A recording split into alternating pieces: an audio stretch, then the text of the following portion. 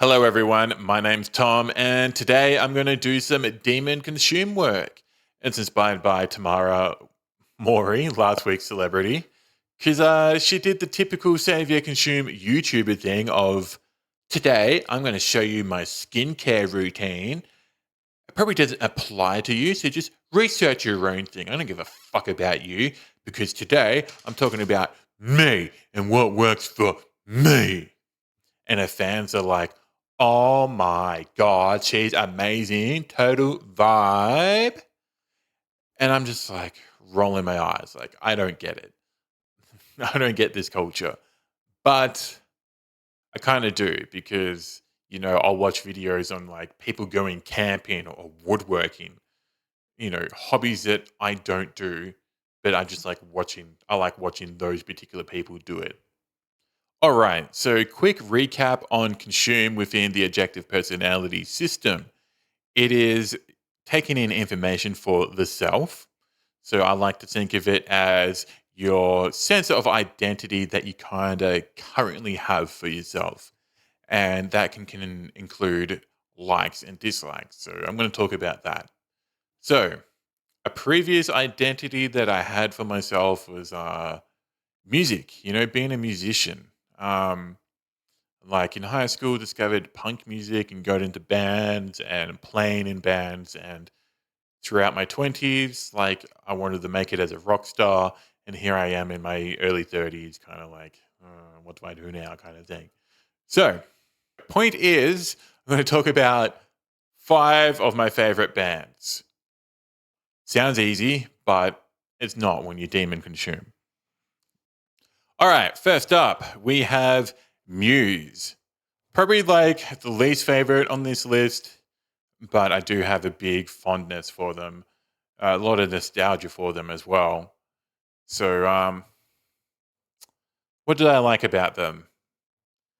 They had, they were like rock, they were punk, they also had like a lot of electronic music, classical music, and like also like a big theatrical flair to their music. So the genre kind of just was mixed everywhere, and it was always unique and catchy and interesting. And a lot of their songs were like typical like EP freakouts of like singing about how the government is corrupt and all the information and technology and shit is gonna fuck us over. And I'm not like too big into learning about the people in the bands. Um, I know, I know Matthew Bellamy within Muse, the guy in the middle there. No, the teensiest a bit about him. He seems to be an ENFP. Um, and like even that photo is like an ENFP kind of like inspired photo. Like it's pretty cool. You got all like the light and shadow work there. Um, Xavier Hennies tend to love that shit, whereas I tend to like more like bold and contrasting images that are like clear and crystal. But like this one's pretty cool. Don't mind it. And another thing that like I really like about Muse was like my high school friends like loved them as well. And we used to go to parties and where is it? I was gonna all right, before I go into it, my story. Here's some of my favorite albums: Origin of Symmetry, of course; Absolution, of course; The Resistance was pretty good, even though like it was attached to that Twilight movie, which was pretty cringe. But the music on this album was great. But my favorite one was Black Holes and Revelations. And so my going back to my story is like my friends in high school and after high school, like when we go to parties or karaoke, we would always sing Starlight or Supermassive Black Hole, and it would change the words. This is total in joke right here. It would change the words about watching James Bond on TV. Don't ask, but like as a generational kind of thing, right? Where it's like We grew up on the Nintendo 64. GoldenEye was a big game. It was a big movie. Pierce Brosnan as James Bond was big and huge. We all loved it. We used to really lay into this joke about Pierce Brosnan being James Bond and just loving James Bond and worshipping Pierce and singing songs about it. And Muse was part of that. So lots of great memories there. And one more thing before I finish up on Muse. I already talked for 3 minutes, but um, my mom also liked them, which was it was pretty cool. Because like I was listening to punk rock, she didn't like that, but she loved Muse as well. Like would like be in the car and would listen to it together. And like I remember like one time like she came up, she's like, "Hey Tom, can I borrow your Muse CD?" And I was like, "Yeah, of course." All right, next up we've got Blink 182. They were the band that got me into music. I would have been about 10 years old, and my friend liked them. And he's like, "Hey, man, Tom, you should get into this band." I was like, "Yeah, of course I will. I'll follow this fucking trend." And, like their music was really good, really catchy, pop punk. So it's like, it's not real punk, but it's accessible, but it's also like a little bit not accessible. So perfect balance of that. Um, what do we got here? We got Mark on the left. Save your friends for sure. I think he's some kind of ENFP, but I haven't really looked at it. And then we got Tom in the middle. I have submitted him for typing, and Dave's like, "Fuck yeah, we'll do him. He's into aliens, yeah." So expect him to be a class pretty soon. And then we got Travis on the right there, some mopey, introverted guy, real cool, one of the best drummers in the world. And then here are their albums. I love all their music, love all their albums. The later ones, not so much, but they got some good songs on there. Um, the black one there, first album I ever bought, and I would have been like 10 years old, and I was at Kmart with my mom, and I was like, "Yeah, mom, please buy me this album. I really want it." And it had like the parental advisement sticker on it, like foul language, rude topics, And I managed to get it, and I love that album. And one of the secret songs on it was like a joke song singing about fucking a dog, and I thought that was hilarious. And I remember taking my CD Walkman to school and like showing everyone like, "Check out this song, guys!" And everyone thought I was so cool for like having that CD. That's the key to popularity, kids. It's not about who you are; it's about the things that you have. It's true. And yeah, and like that was my first concert. Like I would have been about 13 when they came, and my sister took me with my friends, so that was really nice of her. Um, and yeah, love that band. Um, yeah, they coming to Australia next month, and I'm really excited to see them. And yeah. All right, next up we have NoFX, or as I like to call them, the Beatles of punk music.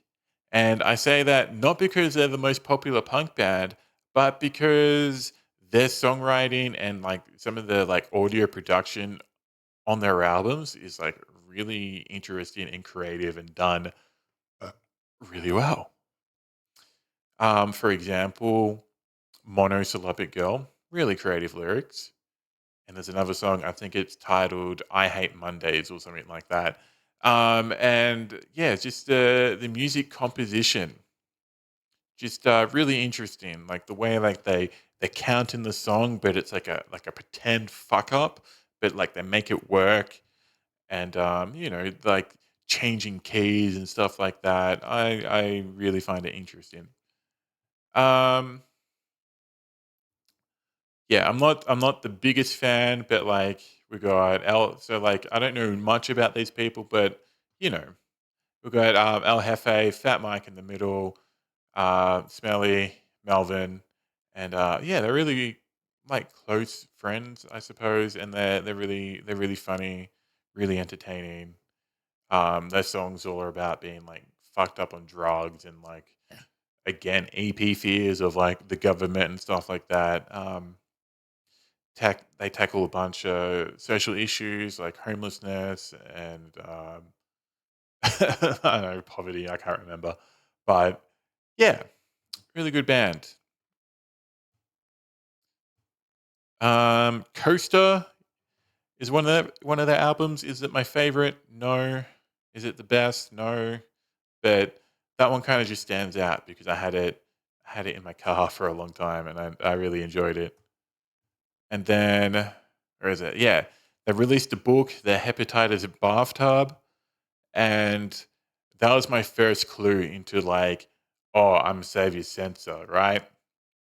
So in the introduction, Fat Mike is saying like these stories are like 100% true. Like we're not embellishing it. And like my mind just like locked on the word embellishment. Like, oh, I know that word. I know what that means. That's what everyone else in the fucking world is doing when they tell a story. Because I used to be like, their stories like I was there. That's not what happened. Why are they changing the story? Like they're lying. They're trying to make themselves look better or the other person worse. And yeah, I looked at the word embellishing. I was like, oh, okay, yes. I don't need to make my stories fucking accurate. I am allowed to make them entertaining. Okay, cool. This is going to help me. And it did help me. But it also kind of like backfired because every now and then people would be like, nah, you're lying. That's not what happened. And I was like, well, duh. Like I'm fudging it to like make this story better, entertaining. That's the more important thing, yeah. But obviously not. But anyway, and again, they're coming this weekend to Australia. They're breaking up, and this is my last chance to see them. And so, yeah, really excited about it. Number 4, we got Frenzal Rhomb. They are the quintessential Australian punk band, and it's really annoying, like, showing people this band because their music is, like, slightly better than average. So you show them and they're like, whatever, don't like it, who cares?" I'm like, "No, you gotta listen to the lyrics." Like, that's where it is because it takes fucking FI to write the songs that they write. It's just, like, a lot of, like, poking fun at themselves and poking fun at other people in a really like mean spirited way, but like funny and uplifting at the same time. Like there's like this real kind of like romantic, like pointing at, laughing at, but also lifting up like deadbeat Australians, bogans and stuff like that. Um, songs about like, hey, like, no, you're not allowed to move into my house. Fuck off. And like, I may never amount to anything, but at least I know my band is better than Russell Crowe's band. His band's a piece of shit.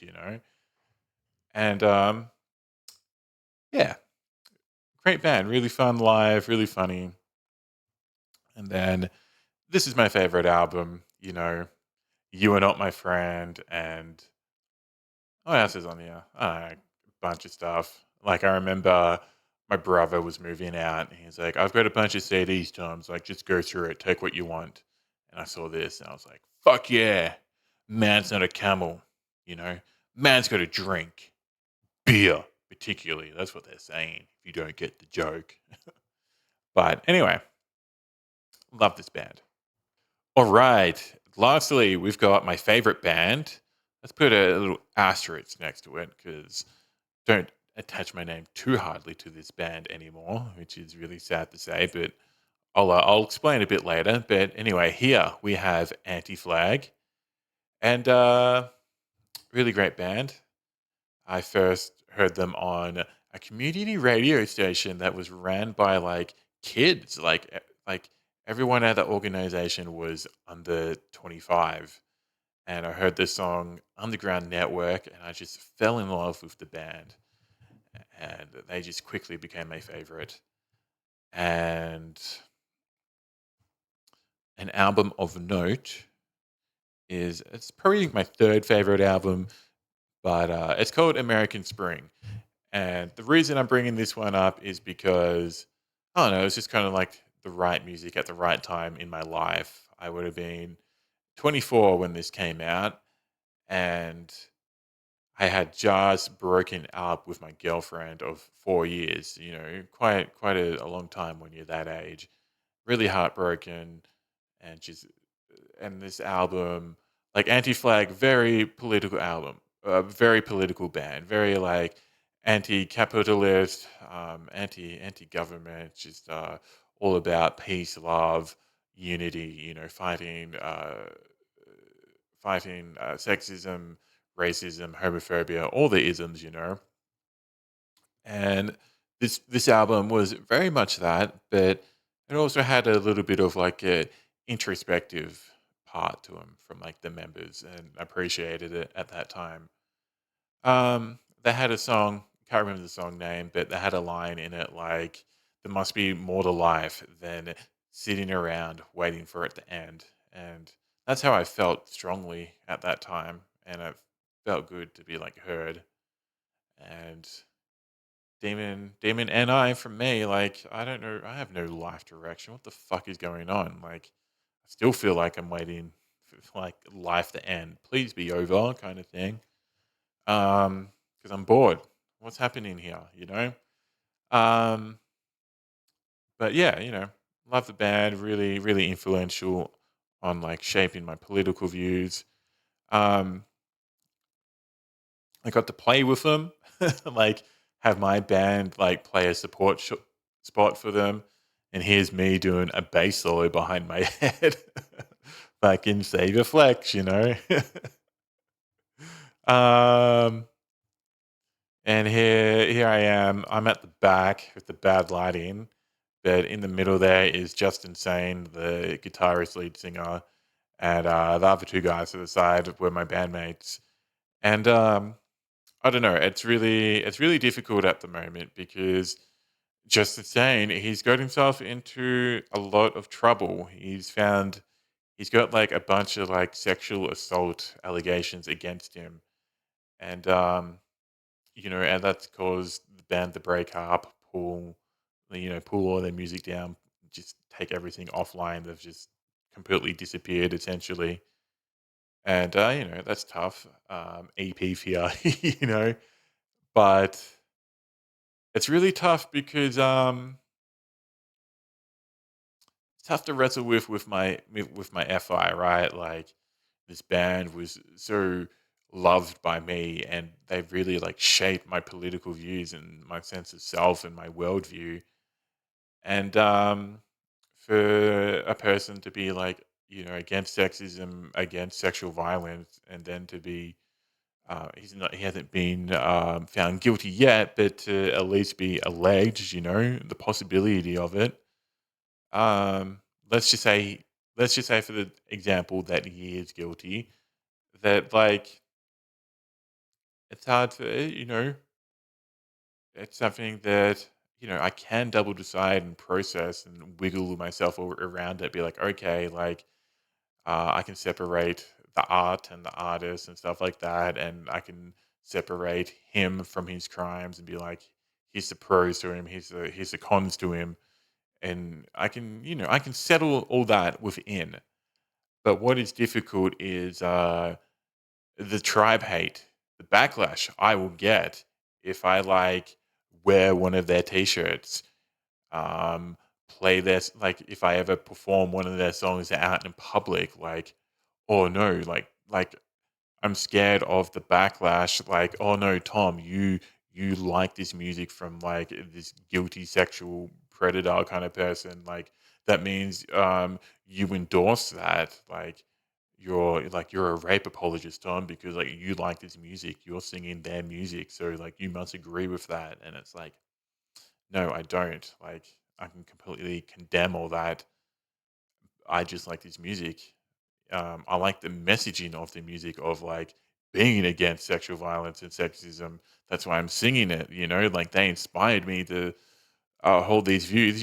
Shaping my opinions when I was a teenager, and despite them not living up to their ideals, like I'm still going to spread their words, their ideals, even though they couldn't even though Justin fucking couldn't fucking do it himself. I'm fucking singing his words because like they still inspire me to live by those words. Um, yeah, and because of that, it's a real shame. Like, oh, I can't be seen in public liking this band. And yeah, like when I listen to their music, it's tainted now, which is a shame. And yeah, I don't know. But anyway, I'm going to end it here.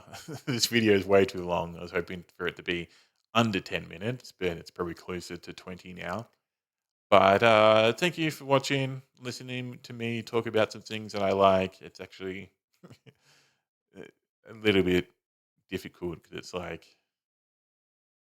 what's the point of this video? This is just me talking about things I like. Okay, is this entertaining? I guess, maybe. Who knows? But anyway, and just quickly, I was supposed to mention this in the introduction. I might as well mention it here. I'm working on some content. It's really unique and different, like different from like other objective personality content. I'm trying to build up like a backlog of it so I can have a consistent routine. But expect for that to be released. I don't know, sometime this year. Let me have that. But anyway, hit that like and subscribe button, and I'll catch you next time.